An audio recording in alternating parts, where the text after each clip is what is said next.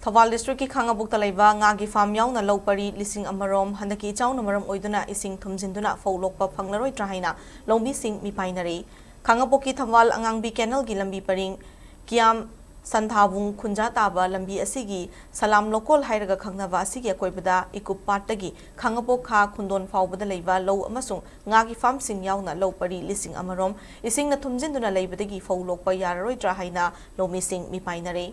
Universal Farmers Organization Khangabok ki Secretary Moirang Them Munal Singna Hiramasigi matangda fongdora kibada ikupat amadi kharung patka tainabada Khangabok ki longwi singi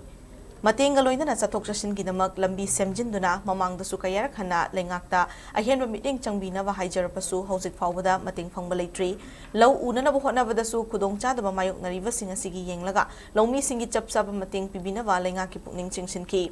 Longmi amana fongdorakpada haukiba chahi kharasida ikupat amadi kharungpat ka tainaba arong turel dagi fit lising amagi lambi paringda ringban sing ising pathaduna chensilakpadagi khusemgi ising ichau thoktuna ngasi lofam sing asi ising thumjilakibani hauze amuk nauna Phou hunba natraga lingbagi oithokpagi wangmada leire Khangaboki oinadi hauze maru oina tentha kaifa khong makha bihu Kalkhong na chingbagi lofam sing asigi longmi singi awaba sing biraga tungkoina chatnaba yaba thabak paikhat piu haina mari leinaba authority ki meeting chingsilakle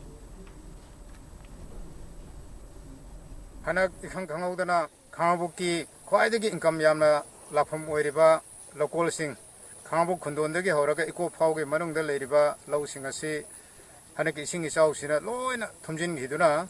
ayam basaruk akhoi Tharoda amade langchakta isingsina loin lukre matonda Phou khara uribasi khaktani asuma haina sahi amani si sum soglakpasina maram moiraga lawmi akhoi gi yamna chawba khudong chadaba awaba haibud oire masigi problem si solve tonaba sinbina ba haidon lengakta hanana noluk na haijari hojik akhoi Khangabok ki kha khundol hariba sigi yum kai Phou thumnuna hojik si lawo si handaki lawo si Lokpa Yaroidobagi phibam ama yam chawna ure aduna maram morakanda hariba iko pat ki lambi ase machine maram moraba kanda tentha tu Khangabok haidna lamdai na ba mate khrasida ising si pathabadagi ni asigi ising patharakpasina maram mora Khangabok ki lokonji chahi manga muksi chupan pandrabanina mari leraba authority singna yaraga di miyeng amtang changa hariba mafam masi kadaino karino haino amtang khanabi haninge